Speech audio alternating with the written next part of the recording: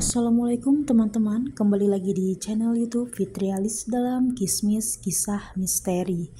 Nah, untuk kali ini ada cerita atau kisah misteri yang juga bersumber dari temanku yang berjudul Sosok Pocong Kiriman untuk Guna-Guna Part 1.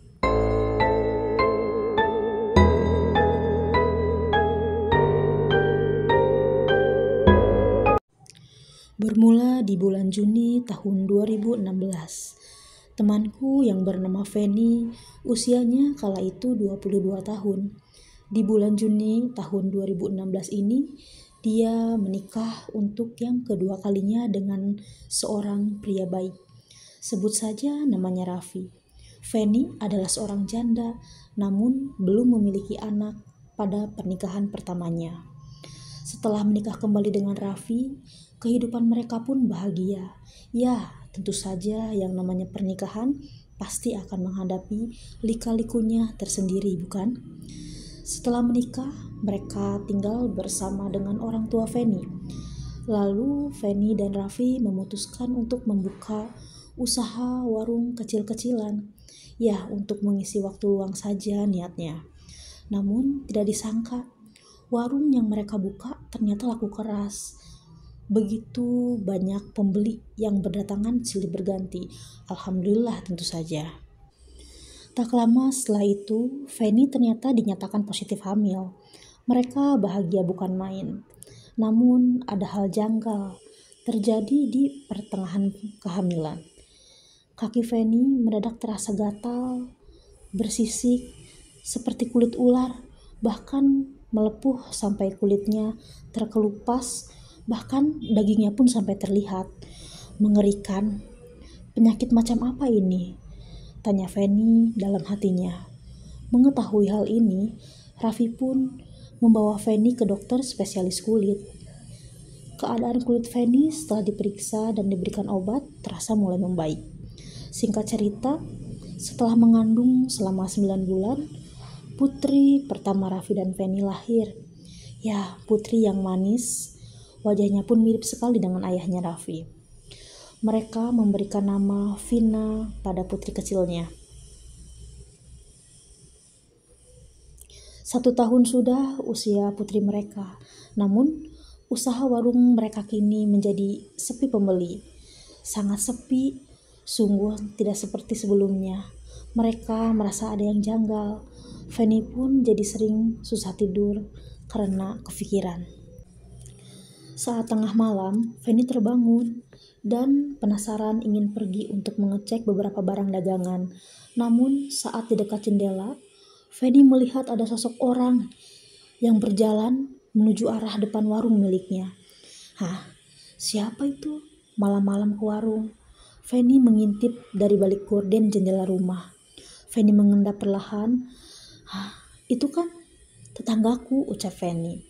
Orang itu terlihat sedang menggali tanah yang ada di depan warung Feni, lalu pergi kembali. Feni bertanya-tanya akan hal ini, namun enggan memberitahukan hal ini pada suaminya. Malam berikutnya, orang yang sama kembali mendatangi warung Feni. Tengah malam, di jam yang sama seperti hari sebelumnya, dia adalah seorang nenek parubaya yang Feni tentu saja sangat mengenalnya. Kali ini nenek itu membawa sebuah bungkusan kain kecil berwarna putih. Feni pun kaget bukan main melihatnya. Bentuknya seperti pocong, namun kecil sekali. Setelah melihat hal itu, Feni lari ketakutan ke dalam kamar, mencoba untuk tenang dan berdoa.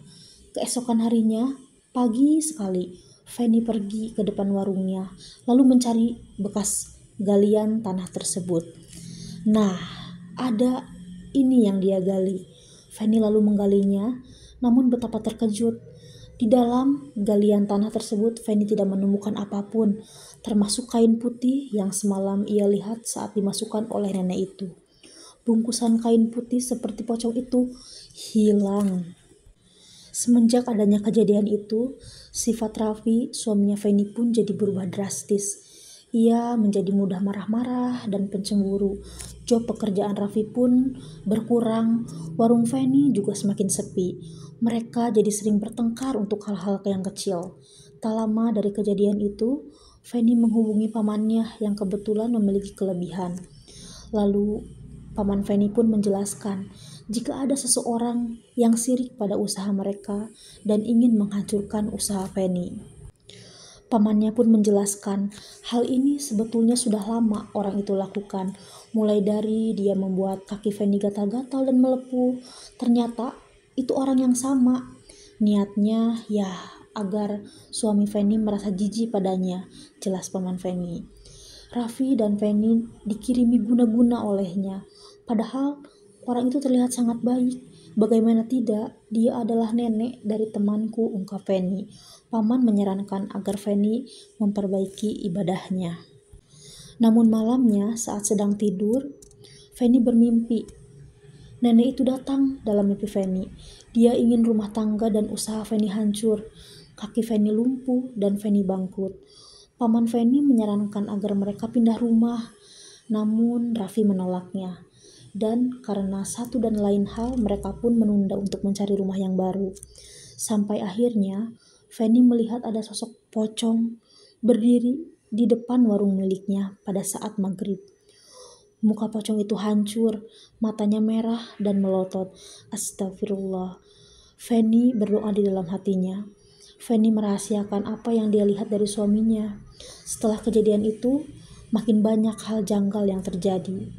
Setiap orang selalu mengira kalau warung Feni sudah tutup dan terlihat sangat gelap. Lalu Feni memutuskan untuk pergi ke orang yang lebih mengerti. Sebut saja dia Abah, yang lebih mengerti hal-hal mengenai sihir, santet, dan guna-guna. Abah itu menyarankan agar mereka segera pindah dari rumah itu. Jika tidak, maka cepat atau lambat akan ada salah satu keluarga Feni yang akan meninggal. Dan terjadi. Anak Feni yang menjadi sasaran, usianya kala itu masih balita.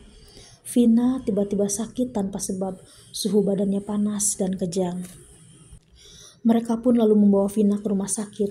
Vina masuk UGD.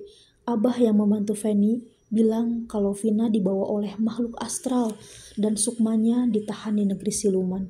Sungguh miris sekali. Dia bilang jika ingin Vina selamat, maka Feni harus menyelamatkannya dan masuk juga ke alam gaib itu melalui mimpi. Dengan beberapa kalimat doa yang tidak bisa dijelaskan, Abah akan membantu Feni masuk ke dalam di mana sukma Vina ditahan. Malam harinya, Feni coba untuk tertidur dan berharap mendapatkan petunjuk untuk menyelamatkan Vina. Saat tidur, Feni bermimpi hal yang aneh. Ada Abah di sana dan memberikan sebuah kalung kain dan menyuruh Feni mengalungkannya di leher Vina. Benar saja, keesokan harinya, Feni melihat Abah datang dan membawa kalung itu, lalu memberikannya kepada Feni. Ayo pakaikan di leher anakmu, kata Abah. Sebelum ke ruangan rawat, dokter memanggil Feni dan mengatakan bahwa anaknya dalam kondisi kritis dan saat ini ia koma. Bahkan dokter pun menjelaskan kalau harapan Vina untuk sembuh sangat kecil. Feni berlari menuju kamar anaknya lalu menangis. Sambil berdoa, kemudian Feni segera mengalungkan kalung itu di leher anaknya, berharap kondisi anaknya akan membaik. Beberapa jam kemudian, keajaiban itu terjadi. Vina terbangun dari komanya. Vina membuka matanya. Segera Feni memanggil dokter. Betapa bahagianya. Dokter mengatakan kalau Vina sudah melewati masa kritisnya. Namun saat melihat wajah Vina, ia terlihat dengan tatapan yang kosong dari mata anak itu. Dan setelah melihat semua hal yang terjadi pada istri dan anaknya, Raffi pun memutuskan untuk memenuhi keinginan Feni untuk pindah rumah. Setelah 1 minggu Vina di rumah sakit, dokter menyatakan kalau keadaan Vina pun berangsur membaik. Besok Vina dibolehkan untuk pulang. Namun malam harinya, Feni melihat ada sosok makhluk tinggi besar. Wajahnya sangat seram dan giginya bertaring. Dia berada di balik jendela kamar. Ia ingin mengganggu Feni dan anaknya.